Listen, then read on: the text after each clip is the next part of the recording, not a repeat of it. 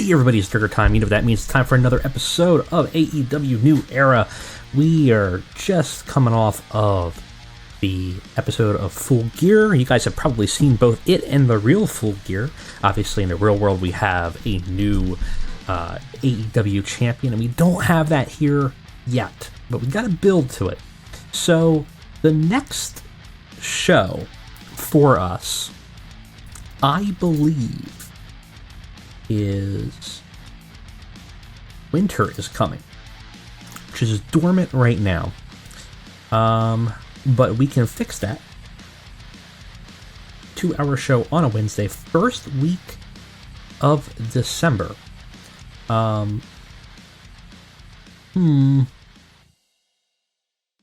Do we want that, though? That's really soon after having just run. It would be like 2 weeks. Let's bounce that out to week 2. That gives us this week, the next week, and then the week after will be Winter is Coming. And that will be the next major event. And at that event, which we will have, it should have been no scheduled events in the future. It should be scheduled in the future, shouldn't it? Did we not? Oh, you know what? I didn't make it undormant. So that would help. Annual December, we want that to be active. Okay. That will be our next big show. And we're going to try to give Hangman the belt by then, unless something crazy happens. Why do I say something crazy could happen? Well, because at the end of this episode, those objectives need to be completed. If they complete, well, one, we get new objectives. If we fail them, though, we're at the point where if we fail even one of them, we're going to lose one level of momentum, which is really bad. And we're going to have to spin a different wheel. Because Cody, as our booker, is starting to get desperate. Something's going wrong, and he knows how to fix it. And it usually involves himself in doing something horrible to the show. Now, we also have to pick 2 objectives, right? So those could produce a wrinkle into this whole thing. If we lose a level of momentum, we're also going to get an extra objective to make things even more difficult. Now, right now, I think we're sitting okay on these objectives. We might be safe. But we're not going to play it safe because we still got work to do. And if that dooms us, so be it. That is what we will do. If I look at these stories, we needed a 55 or higher here. Is that right? Let me look it up. Yes, a 55 or higher for this familiar face storyline, which we're succeeding at right now. And then our Super Smash Brothers storyline, we need a 60. We're not there yet. But these 2 stories aren't done yet either. And that could be bad for us. So we have to be careful. Because if we don't get the Super Smash Bros. Story up higher, it's bad news. And I'm going to make it a little bit harder for myself. I am not going to include Hangman or Emmett. I'm confusing all my my saves. Emmett Koresh for the rest of this. We're going to try to book it. We're going to try to get here. I'm not going to play it easy. We're going to try. We could cheat and we could game the system. That's not what Durgers do. Okay, Durgers stick it out. They get it into the water, and they figure out what they need to do. And that's what not. This Durger's not going to do that. They're not going to go the easy route. We're going to try to make it difficult, and we're going to try to do it hard. So let's go ahead. Let's get on to the show and see what we do. All right, guys, we are back. Where are we? We are once again in Southeast. Let's change that up a little bit. Let's get, I don't know. Northwest. I don't think we've ever been over there. That would be nice. Pick the best option. We'll just pick a generic one. That's fine. We do have some backstage incidents here. QT Marshall and dealing with Anna Jay and Jade Cargill. I'm guessing Marshall here is wrestling court. Passing on tips to protege Anna Jay. Good. Passing on tips for psychology. Thank you, QT. Very good. We still have injuries. Ray Phoenix still injured. Sean Spears out injured. When's Spears gonna get back? That's feel like. Can we see it here? Spears is only 20 days. It's not too bad. Trent, we're still waiting on for 4 months. That's unfortunate. Yuta is fine. They're probably going to send him down to developmental. And Angelico is in a bad spot, but that's fine. Darius comes back in 5 days, so we can have Top Flight back, which is nice as well. All right. We got a show to put on. Our first show after Full Gear. But we have a lot of storylines still kind of going on. I think the Jungle Boy Christian Cage story is pretty much done. The Malachi Black Cody Rhodes story is basically done. Britt Baker leading up to Thunder Rosa hasn't happened yet. I think we build that up to Winter is Coming, maybe. Well, actually, we just had that match and we decided not to. So we need to find somebody else for her, really. So that's kind of done. Bitter and Vindictive just started. We're kind of wrapping up the Stu Grayson, Evil Uno story. Hangman Page needs to happen. Jon Moxley hates outsiders. Kind of done. Fallen Angels just started. Family is still ongoing. And then we kind of abandoned this Kylie Ray Ruby Soho storyline because it was doing so bad. So we need to figure out another women's thing. We need to figure out a couple of different storylines. I don't know if it's going to be yet, but we'll find out what we're going to do. We need a 65 again for this show. It's not too bad, but definitely got to be a little careful in terms of how we're booking. We definitely need a few new storylines to fill things up. So I think that's going to be our focus, actually, is maybe to finish off some of our storylines, build up towards Winter is Coming. We'll see how that goes. So let's go ahead. I'll catch you guys on the flip.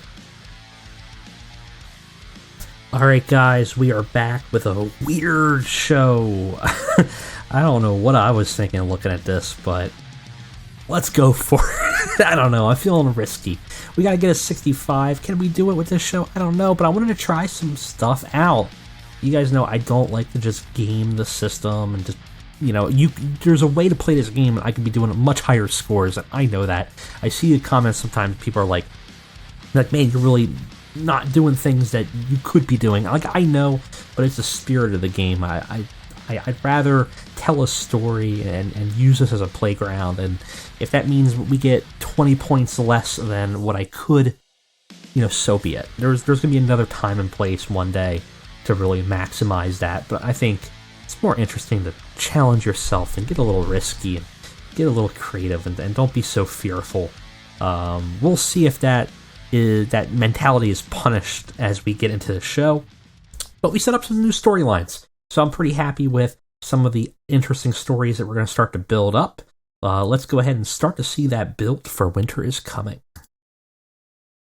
So we start off with FTR fighting the Varsity Blondes in a really, actually, a very good opener. FTR defeat Varsity Blondes in 17 minutes. Dax Harwood gets the pin on Griff Garrison with a big rig.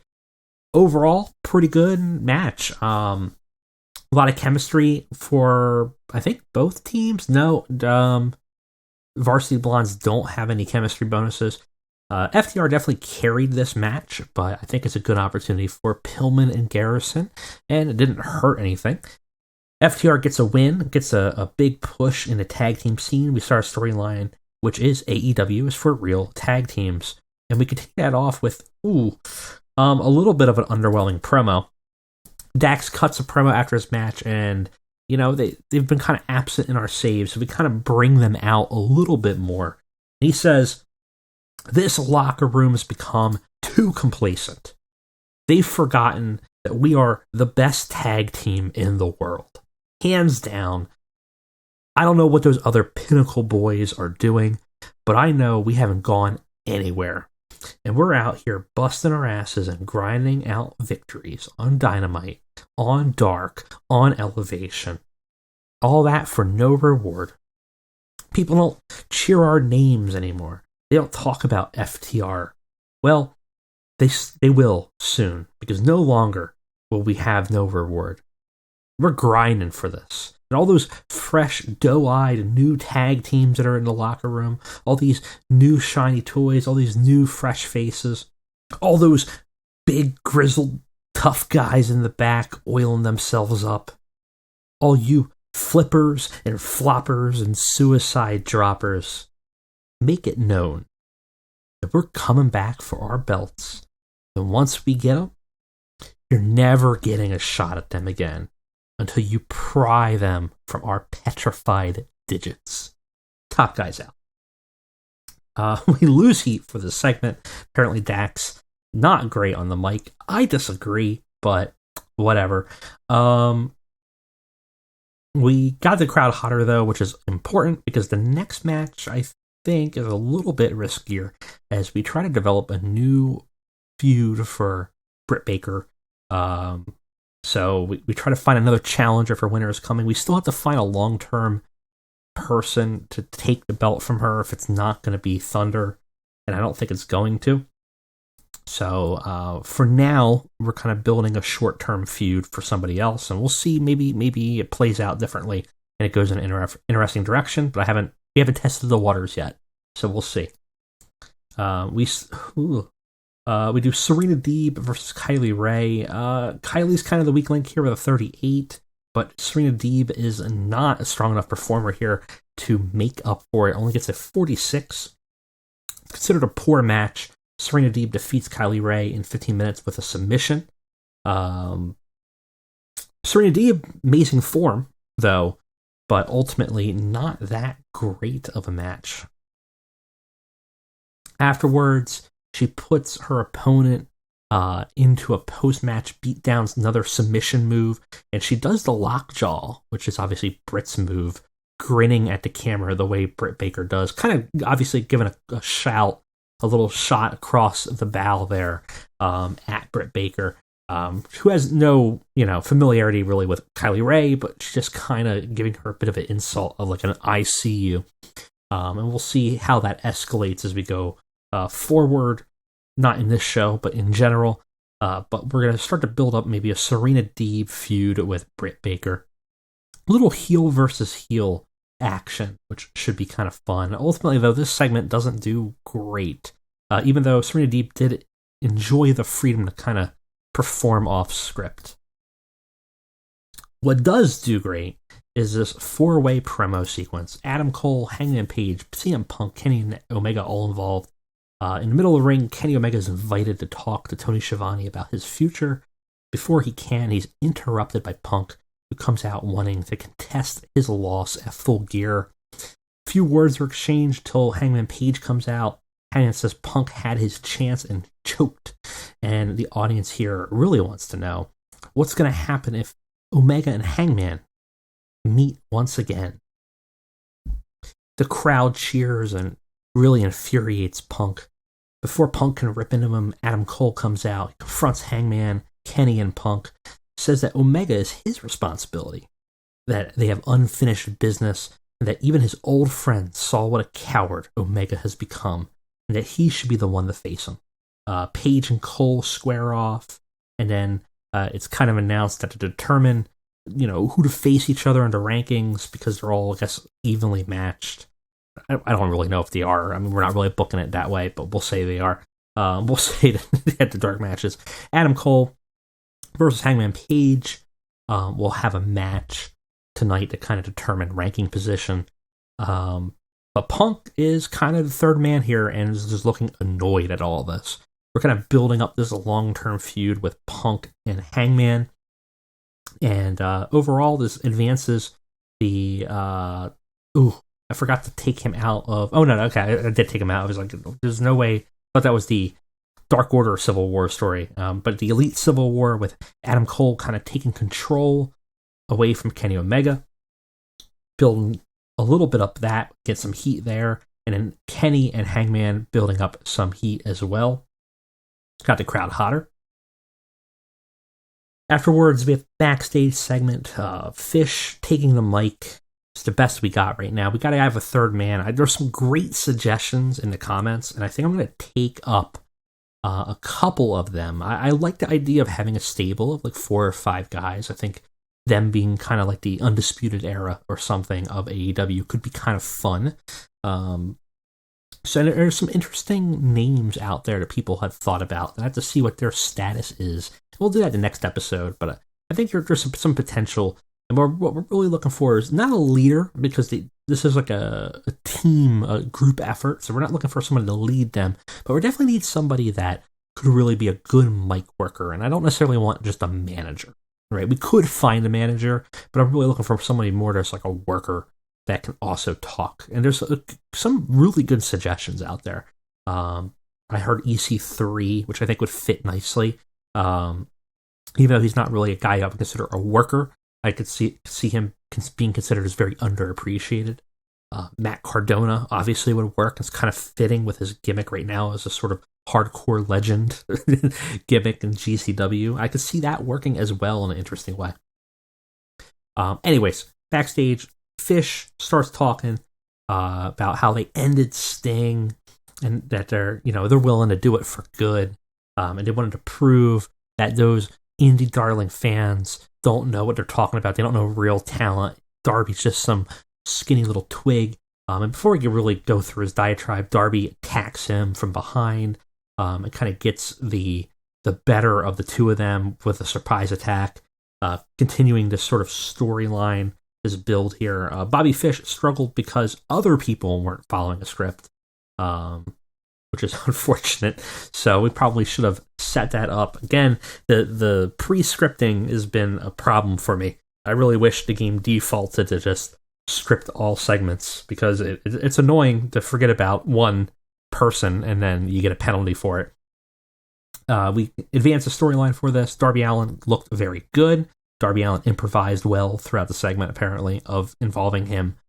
I think I set him for acting instead of fighting, but had him beating them up and doing his whole thing.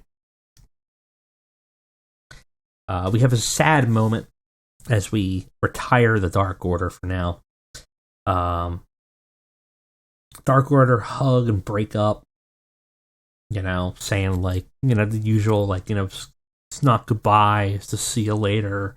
We got to kind of do our own thing and always appreciate the time. Very babyface kind of thing. Crowd's very sad. Stu comes out to mock them. Uno attacks him. The two kind of brawl. Clearly not done between these two. Unfortunately, we lose heat for it. Makes me concerned about the next episode. But, oh well. I guess a 46 for this. Afterwards, we have... really bad match. Introduced Maki Itoh.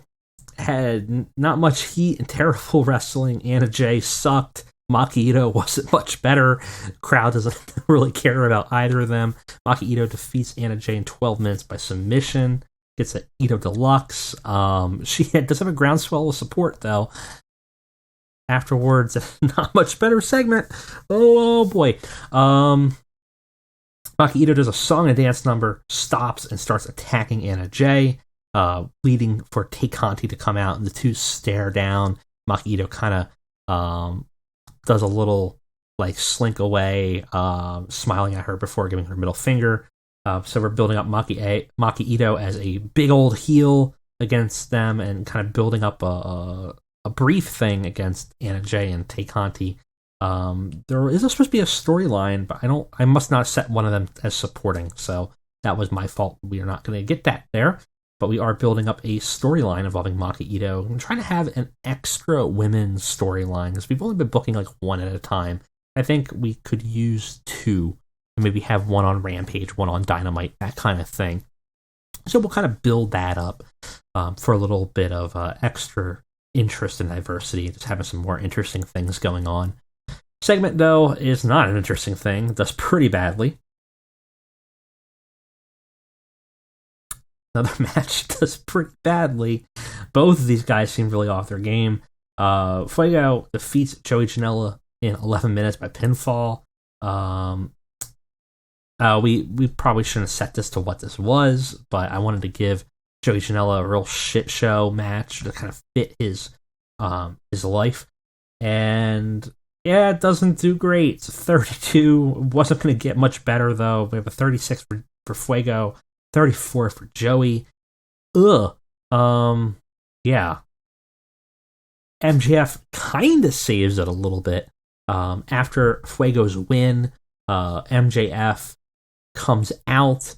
It looks like he's about to talk on the microphone, but instead Wardlow attacks Fuego from behind. Tully Blanchard gets involved. The Pinnacle, minus obviously Sean Spears, because he's injured, and FTR kind of seemed like they were kind of saying that they might be doing their own thing a little bit, but MJF and Wardlow and Tully Blanchard attack Fuego, leave him on the ground. Wardlow lifts him up by the arms and gives him lets MJF take a good swing at him with that diamond ring, leaving a ring imprint on his chin. We're taking a shoot a shoot ending to a pre-show match and returning it into a storyline. MJF upset at his loss against Fuego, taking it out on him, and we're going to have a Fuego feud with MJF and Fuego del Sol. 48 for the segment. Doesn't do great, but yeah, we're not in a good spot tonight, are we? I'm gonna click. There we go. All right, Evil Uno is not doing well here in this segment. I thought he would do better, but he talks candidly to the camera. He says he's in a backstage segment all alone in the sort of lounge that they would normally be in.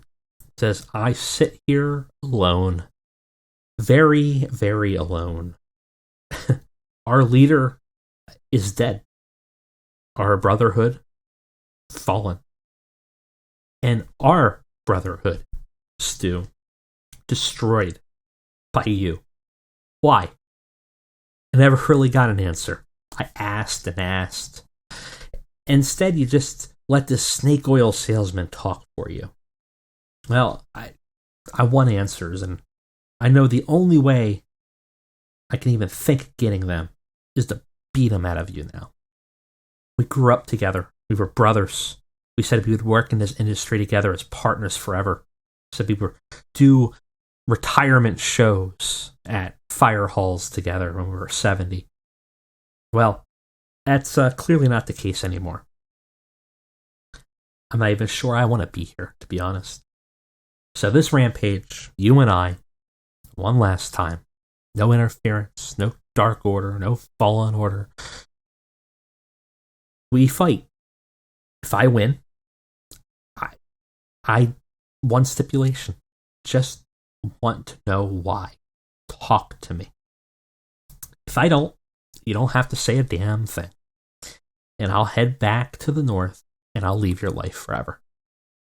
So Uno saying he's going to quit if he loses. He just wants to know why. And in our main event, man, so dangerous. Oh man. Durger curse is very real in this save. It's a good match. Hangman Page defeats Adam Cole in 12 minutes, gets a buckshot lariat and then a pinfall. 69 is the rating. Nice. What's not nice here is Adam Cole sustaining a broken jaw from this match. Hangman's the Nia Jax of Dynamite apparently ensuring Adam Cole here got the crowd buzzing. I'm sure probably got Adam Cole buzzing as his jaw lay slack-jawed on his face, disconnected from it. Wow, that's rough. Yeah, I know, Arn. Yeah, I know he sustained a broken jaw. Oh boy. That's unfortunate. Finish the show does okay. It's a 60. Unfortunately, we need a 65. That loses us 1 point. The chip's dangerously low. I can only count 4 down there, which means if we fail any of the objectives, we are going to go down a momentum level, which is not good for us. Wow. Yeah, that's a rough one. We lost popularity in 11 regions. Very poor showing for us, unfortunately. We took some risks and tried some things out, and it did not succeed for us. All right, we got Shawn Spears' contract's ending. We got to get that set up. We do want him back. So we'll go ahead and give him another 3-year with a 25% written ironclad. All sounds good to me. Actually, doesn't need to be ironclad. Well, no, because we would want an exclusive written. We don't need it exclusive. But yeah, 10,000 a month is not gonna break the bank. It's fine. I'm fine with that. Griff Garrison is star in the making, says Serena Deeb. Arn Anderson says Griff Garrison is star in the making. And Adam Cole is injured. Oh boy. That's rough. Let's see. Adam Cole. 26 days. Not the end of the world. Well, certainly that takes him out of any type of scene there. Ouch.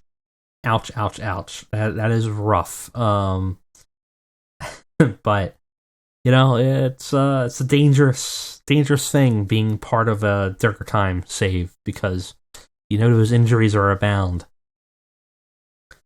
All right, so let's go ahead and get on over to Rampage and see where we shake out for the final week of November. See if we can complete these objectives. So I'll catch you guys on Rampage. All right, let us first make sure we are in the Northeast. Or Northwest, I mean. There we go. Best option. It's fine. We'll run here again. Hopefully run a better show.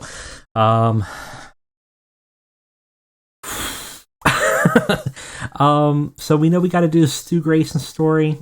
I'm afraid to look at our storylines, to be honest, but Bitter and Vindictive, we need a 55. 59. So we're okay there. And this one. The 48. I haven't figured out what's going to happen when we complete one objective, get 5 points, and lose it the other. Might end up being whatever one's first, I guess. I guess we'll have to figure that out, because it might save us from having to worry about the Cody Rhodes wheel. Possibly. It depends on if we gain points to then lose them. Might not matter if we continue doing such poor shows, though. So we got to try to do something good here. I don't know what that's going to be. Rampage is a tough show to book with only that 60 minutes. We know we have to have 3 separate different types of matches. Let's go ahead. Let's see what we can do. Let's try to put on a show that's not going to be horrible. I'll catch you guys on the flip. Alright, boys and girls, we are back for Rampage. And the good news, you only got to do a 57.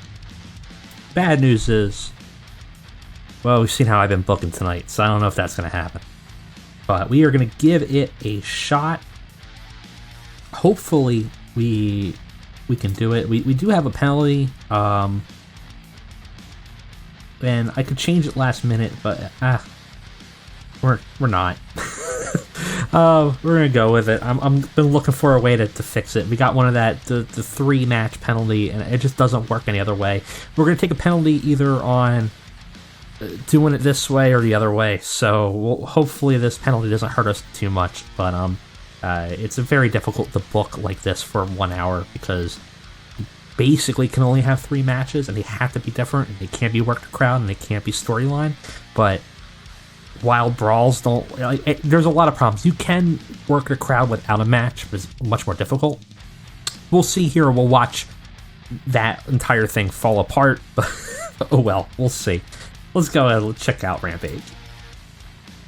Started to show off very well with Proud and Powerful, with a worked crowd match with Butcher and the Blade. This is the one that we're going to get a penalty on. Overall, that was a 63. Very good match. Proud and Powerful defeat Butcher and the Blade in 11 minutes. Ortiz gets the win on Blade. 62 for Santana, 61 for Ortiz, and then Blade and Butcher in the mid to high 40s together. Did very well.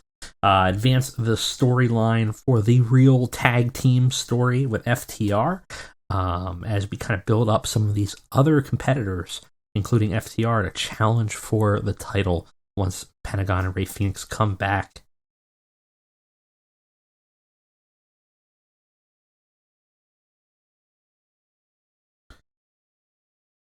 All right, good segment, actually. 63 here for MJF backstage in Gorilla. Having some words about Fuego del Sol. He says, some people don't understand the concept of lanes. You see, we all have our lane to stay in. And that's because there are some people that are unfortunately better than others. They're more charismatic, they're more athletic, they're more of a star, they're a bigger draw. It's okay. Everyone has a role to play in their lane. It's the natural order of things. For there to be people on the top, there must be people at the bottom. There are your betters, and there are your serfs. Fuego has a history of not understanding what his role is. He's gotten himself over outside of the company time and time again, outside of his lane. Going on toy hunts, going to signings at conventions, working on trying to make his dismal star shine just a little bit brighter on stupid vlogs and behind-the-scene footage. He didn't understand his place, his role, his lane in this company, and it worked out for him. He got over, got a contract. Yay, Fuego! It's not gonna work here. So he's tried to step out of his lane once again.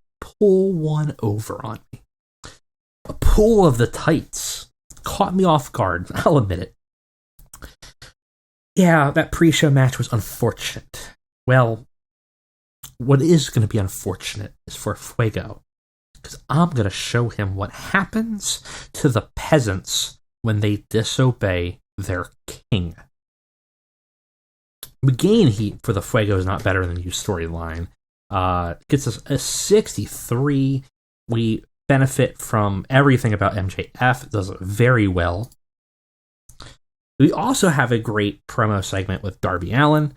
It's a black and white video after the beating that he gave the school. He kind of cuts a little bit of a promo in the way that Darby Allin does. We see in this black and white art house video a school. It's like a public high school, or maybe not high school, like a middle school or elementary school. It's dilapidated. The tables are all in disarray. It's been empty for years. The lockers are falling off the walls. It looks like Silent Hill, right? We also see images of Sting in a hospital, very artsy, cutting to his hand with that little pulse detector on his finger. We hear the life support detection kind of beeping, that kind of persistent for the heartbeat to beep, beep in the background. It echoes as we go to different scenes, and we go outside through the doors of the empty school to see an equally empty playground, also in disarray, trash on the ground, debris, leaves, the amusement element of the playground is still there. The little, what are those things with the springs and the dinosaurs you can kind of play around with? The swing sets are there, but they're all dilapidated and missing pieces and broken. And he sits on one of those little saucer things that you can kind of spin around on. I don't know what they're called. And he sits on the pole on it. He stares at the camera, and he gives a little bit of a promo. He says, "So you want to take me to school, huh, fish? Two are bitter. You're upset at your station in life. And so what? You attack the legend, and you attack someone that the fans adore, huh? What's that? What do you think that makes you? What do you think that proves? That prove anything? It proves nothing. Because you don't want to understand why the fans like me, they hate you. And it's not because you're underappreciated. It's not because it's because ultimately they see promise. They see themselves. They see their failings and their triumphs. They see someone who they can believe in. What's there to believe in you to? You may not think they see in you what they should, but winter is coming. I'm going to make damn sure you see in me what they do. So, got the crowd hotter. Darby did very well in the performance because there's a 74. This match is actually pretty good. We got an AEW TNT title match against Roosh versus the challenger Dustin Rhodes. Dustin Rhodes fails to win. Roosh defeats him in 14 minutes with a Lolanza. Roosh had a 54. Dustin had a 52. Actually did pretty well. They actually had great chemistry, and it showed in the match. It was a wild brawl. It's not a bad option to do that again. And overall, 51 is not a horrible mid-card match for us. Afterwards, we have a pretty solid promo. Andrade's at ringside, and he tells Dustin, who's taken the loss and taken the beating, that no legend like you is a match for the idols of pro wrestling that Roosh and Andrade El Idolo are. So kind of a typical just, we're better than you kind of storyline. We're just kind of building up that Roosh is starting to become unstoppable. There's a talent there, right? And we're building him up, and we're building him up against credible threats like Dustin Rhodes, and he succeeds at them. And Andrade didn't interfere in the match, just stood on his side. He trusts Roosh to complete the mission, finish the job, and he does so efficiently. Our main event is an underperformer for certain. Evil Uno versus Stu Grayson. It's a decent reaction from the crowd, but it had terrible wrestling. Stu Grayson defeats Evil Uno in 15 minutes by pinfall with a corkscrew senton after Emmett Koresh, Bray Wyatt, interfered. The match is not clean, but Stu beats Evil Uno. We basically finished this storyline. Afterwards, Stu leans down to a very sad Uno, and he goes to his ear and he whispers something. And Uno, through the masks, his eyes light up and he looks devastated. Seems that despite losing, Stu told Uno why he did what he did, which we don't know. Why he aided in the breakup of the Dark Order, but the reason why was something that Uno really didn't want to hear, and you could see in his face. Uno leaves the crowd, kind of leaves through the entranceway, looking at the crowd one last time, as the crowd says thank you, and for now, we say goodbye to Evil Uno, and for now, the Dark Order, as the Fallen Order has surpassed them, for them to live. Dark Order has died, as Emmett had said, and we kind of end this storyline and this show. We had a 53. We needed a 57. Oh boy, guys, we lose. You know what? Oh man, that's not good. I think I actually did the scoring wrong the last time too. I think we lost. Oh wait, no, we lost 2 points, not 1 point the last time. So I gotta fix that. We were at 60. And this one though, we lose 3. So that's real bad, because that actually depletes that entire thing of momentum. So that means regardless of whether we complete these objectives, we've still crossed that threshold, and we're gonna have to get 1 extra objective now, and we're gonna have to spin that wheel. So let's get to the oh boy. Well, what does this mean? Unfortunately, some bad things for us.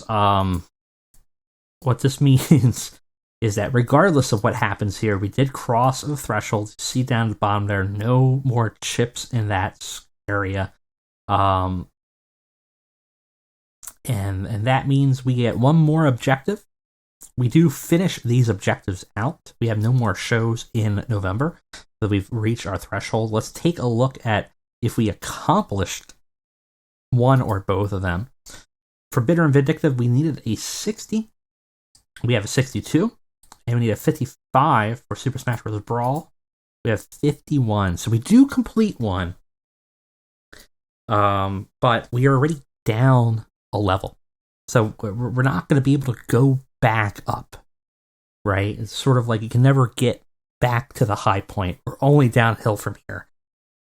And that does mean we also start that next level with losing. Let's take a look here. I believe it was 5 points. So we start already a third of the way down the next level of chips. This also means that we need to get 3 new objectives down there. And whenever we cross that threshold, it means that Cody Rhodes gets a little nervous. And it means that we're going to have to spin the Roads to Hell wheel. But first, let's get our objectives. That's right, we have the Wheel of Khan. We need 3 objectives on here now. These range from anywhere between 1 that we had to complete within the next Dynamite. It's only worth a few meager points, to 1 month to 3 month intervals that are worth anywhere between I think 3 points and 5 points for us. So it's some way to kind of stave off the next wave of momentum loss, hopefully. But the other wheel's not going to help us very much. It has some bad things on it that we might not want to do. All right, let's spin the Wheel of Khan.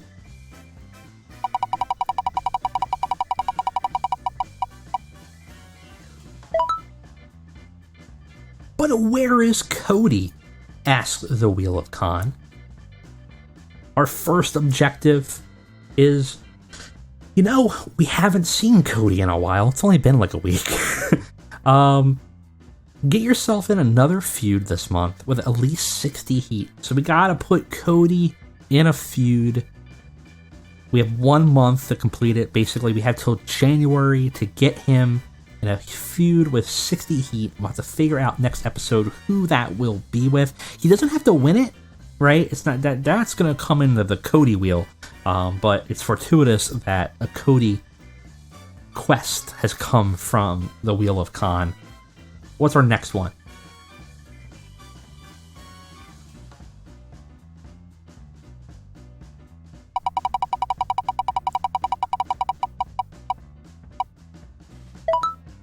The Women's Needle Mover. another 1 month objective worth 3 points. Not a bad objective for us, but it's going to come at a cost because our women's division is definitely the weakest component of our show. Women's needle mover means we have to hire a well-known female wrestler, make sure they are at least perceived as a star. We don't have to put them in a feud, we just have to find someone. So that's actually a pretty good one. I thought this was going to be a different one that we have. So we just have to find someone that's rated, or they have to at least be a star by the end of the month, I should say. So we could hire them as a star, and that's great. Or we could hire someone as well known and book them up to stardom, which also is a bit of a challenge, but we have 1 month to do it. It's actually not that bad of an objective. We got one final objective because we're down 1 row on the momentum. What's it going to be?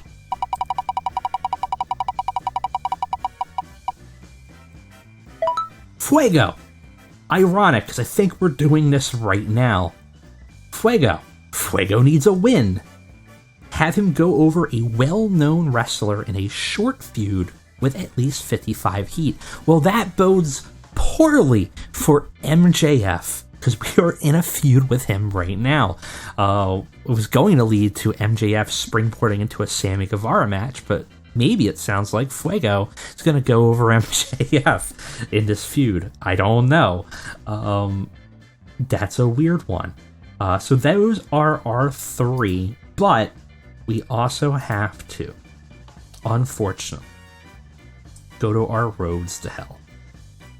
The Cody wheel. You know, if the other one is a trick or treat wheel, this is truly the clown show. This is nothing but evil things that could drastically, detrimentally change the landscape of our booking as we simulate Cody Rhodes as our booker, getting scared, getting a little nervous and panicked, and going into the ego that some people perceive him as having, and booking him, his family, his friends in a way that is detrimental to the show that we must abide by immediately on the next show. So let's see what that is. Some of these things are truly, I'm going to say truly catastrophic. Absolutely catastrophic to the booking of the show. Let's see what happens here.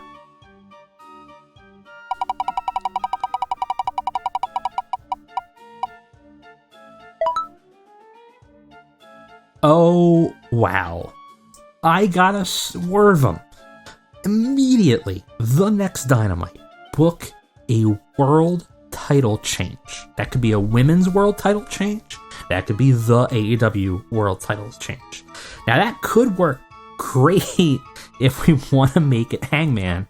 It could also be wild if we make it, Serena Deeb or something. So that's your homework this episode. Who the hell should be the swerved world title change, this last minute change that will make must-see TV that Cody Rhodes thinks will bring the momentum back? Let me know. I'm going to pick out the one I like the most. This could work out in our favor. We could go really wild and do something crazy, but let me know who you would like to see in this. But with that said, we have several new objectives we have to worry about. We have this immediate Cody swerve that we have to deal with, and we still have a detriment of already being down a third of the way on the next momentum track. We gotta stave it off. We can't go higher than the level we lost already. We've already lost that. We can't gain it back, but we can try to hold off on this level as much as we can. Can we do it? Time will tell. Thank you guys for joining me. It's an extra long episode. I apologize about that, but we did a lot here, and I'll see you next time. Thank you for joining me.